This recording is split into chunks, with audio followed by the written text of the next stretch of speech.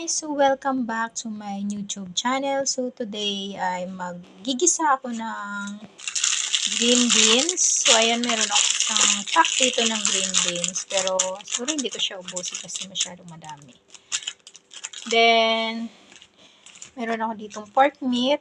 So, kukuha lang ako ng konti din dito kasi hindi masyadong mahilig yung alaga ko sa pork. So, sasahugan ko lang ito para hindi naman siya masyadong plain. Then, garlic lang at saka ginger. So, ayan guys, i-slice muna ako ng pork meat para ma-marinate ko. Hinati ko lang siya, so ikikip ko tong kalahati. At ito lang yung i-slice ko para sa green beans ko. Panlahok. Ganito lang yung slice.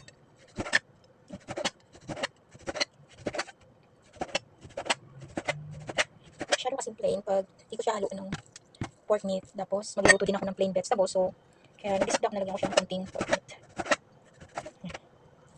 Then, i-marinate ko na ito. So, lalagyan lang natin siya ng white pepper.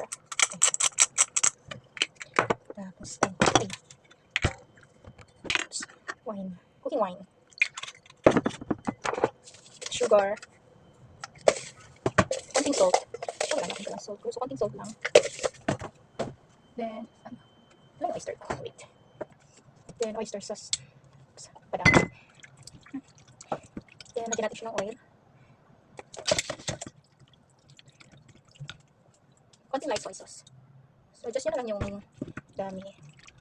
Tapos, cornstarch. Yan. Then, lagyan natin siya ng konti lang na water. Para hindi siya dry. So, yan guys. Then, marinate ko na natin to ng mga 1 hour to 30 minutes. Yan. Side ko muna yung pork. Then, prepare na rin natin yung gulay. So, sa size naman ng green beans, so parang same size ng pork meat na in-slice natin kanina. So, ganyan lang siya kahaba.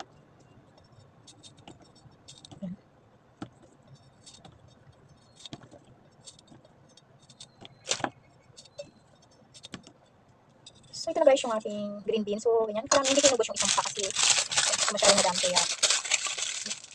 So, ito lang. Yan. Guys, ipapakulong ko muna ito. Yan, napapakulo na ako ng tubig. Nilagyan ko siya ng konting salt and oil. So, mga 1 to 2 minutes lang. So, depende sa inyo kung gusto nyo yan ng kasi sa akin gusto ko yung medyo crunchy pa yung gulay since mamaya i-stir fry pa naman natin siya. So, pakukulong ko siya ng 1 minute lang. So, yan, okay na siya. Pakukulong natin. Yan guys, ang ganda ng kulay. Green siya. Then, mag-prepare na rin ako ng ginger to at saka garlic. So, lalagyan natin siya ng ginger and garlic. So, yan means ginger and garlic. Yung pagdikit na natin mamaya. So, yan. Gamit ako ng malaking kawali. Mas maganda itong malaking kawali gamitin.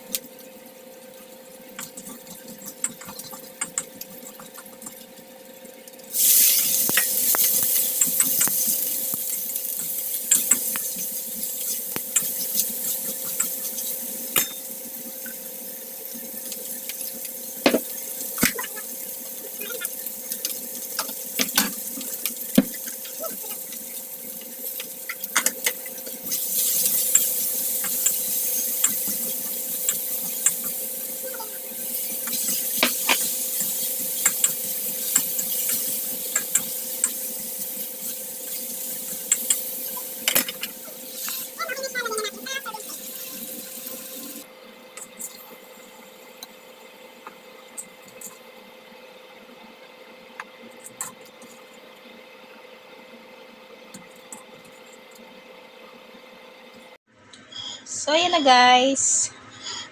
Yung aking pork with green beans. Yan. So, thank you for watching guys. God bless. See you for my next video. Bye!